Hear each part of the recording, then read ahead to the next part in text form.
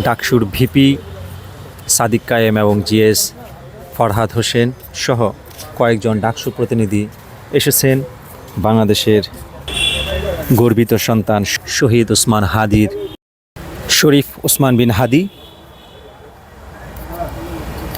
12ই December জুমাবার পৃথিবীর এক নিকৃষ্ট মানব সন্তানের হাতে গুলিবিদ্ধ হয়ে আহত অবস্থায় ঢাকা মেডিকেলে চিকিৎসাধীন ছিলেন এবং পরবর্তীতে উন্নত চিকিৎসার জন্য সিঙ্গাপুরে তাকে নেওয়া হয়। কিন্তু গত 18ই ডিসেম্বর সূর্যাস্তের পরপরই শরীফ ওসমান বিন হাদি শাহাদাতের অমীয় সুধা পান করে মহান রবের সান্নিধ্যে চলে যান। আর এই খবরের পরপরই জুলাই বিপ্লবীরা উত্তপ্ত হয়ে ওঠে। শুধু জুলাই বিপ্লবী নয়, দেশপ্রেমিক সকল জনতা উত্তপ্ত হয়ে রাজপথে নেমে আসে। শহীদের সে লাশ 19 ডিসেম্বর সন্ধ্যায় বাংলাদেশের মাটিতে অবতরণ করে। লাশ হৃদরোগ ইনস্টিটিউটে হিমাগড়ে সংরক্ষণ রয়েছে। দুপুরে 2টার পরে মানিক মিয়া এভিনিউ সংসদ ভবনের দক্ষিণ প্লাজায় এই বাংলা মায়ের দামার যে বীর সন্তান শহীদ ওসমান হাদির জানাজা সম্পন্ন হওয়ার কথা এবং তার দাফনের জন্য আপনারা জানেন কবি কাজী নজরুল ইসলামের যে সমাধি, সেই সমাধিসৌধের পাশেই তার দাফনের দাবি উঠেছে এবং সেই আলোকে ঢাকার বিশ্ববিদ্যালয়ের কেন্দ্রীয় ছাত্র সংসদের ভাইস প্রেসিডেন্ট সাদিক কায়েম সহ জিএস ফরহাদ হোসেন সহ কয়েকজন ডাকসু প্রতিনিধি এই সমাধিস্থল পরিদর্শন করেন এবং কোথায় তার দাফন করা হবে এরকম একটি জায়গা তারা নির্ধারণ করে যান। পারিবারিক সিদ্ধান্ত অনুযায়ী যে আমাদের শহীদ ভারতীয় আধিপত্যবাদের বিরুদ্ধে লড়াই করতে যেয়ে শহীদ হওয়া শহীদ ওসমান বিন হাদি ভাইয়ের কবর কবি নজরুলের পাশে সমাহিত করা হবে এবং সেন্ট্রাল মসজিদের পাশে।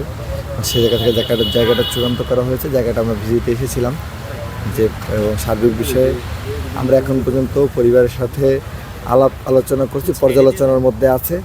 আশা করি কিছুক্ষণের মধ্যে ডিসিশনটা ফাইনাল হবে।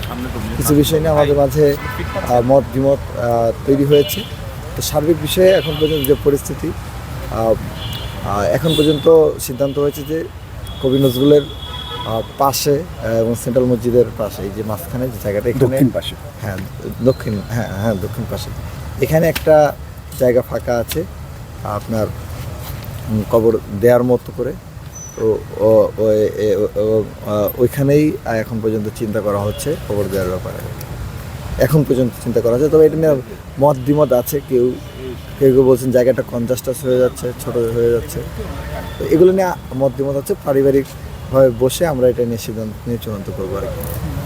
দর্শক, শহীদ ওসমান হাদি একজন মানুষই নয়, বাংলাদেশের প্রকৃত সম্পূর্ণ স্বাধীনতার একজন সম্মুখ সারি যোদ্ধা, বীর শ্রেষ্ঠ শরীফ ওসমান হাদি। এই জায়গাটি নিয়ে এখনও পর্যালোচনা চলছে, তবে চূড়ান্তভাবে এই জায়গাটি এখনও নির্ধারিত হয়নি। তার পরিবারের সাথে বীরশ্রেষ্ঠ শহীদ ওসমান হাদির পরিবারের সাথে আলোচনা সাপেক্ষে সিদ্ধান্ত নেওয়া হবে তার এই দাফনটি কোথায় হবে।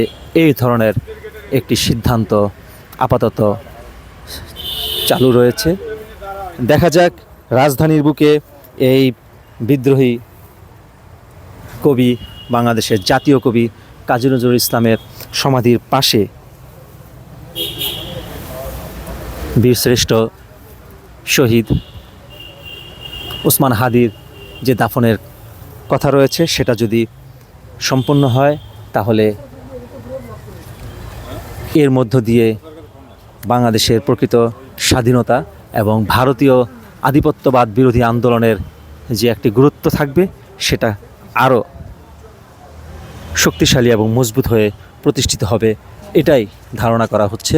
কাজী নজরুল ইসলাম সমাধিসৌধের যেই বিশ্ববিদ্যালয়ের কেন্দ্রীয় জামি মসজিদের পাশেই এখনও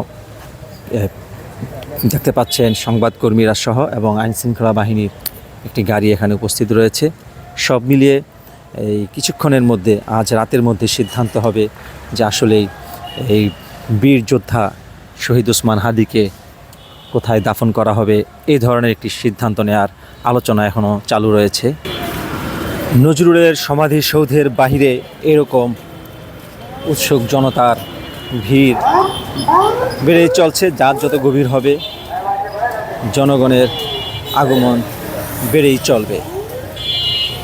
প্রায় 4 যুগের মধ্যে এই জাতীয় কবির এই সমাধিসৌধে এখনও পর্যন্ত কারো দাফন হয়নি। যদি শহীদ শরীফ ওসমান হাদির যদি এখানে দাফন করা হয়, তাহলে এই প্রথা এই প্রথমই ভাঙা হবে এবং একটি অন্যতম যথার্থ এক গুরুত্বপূর্ণ মর্যাদায় ভূষিত হবেন শহীদ ওসমান হাদি। তবে শহীদ ওসমান হাদিকে নতুন করে কোনো মর্যাদা ভূষিত করার প্রয়োজন নেই।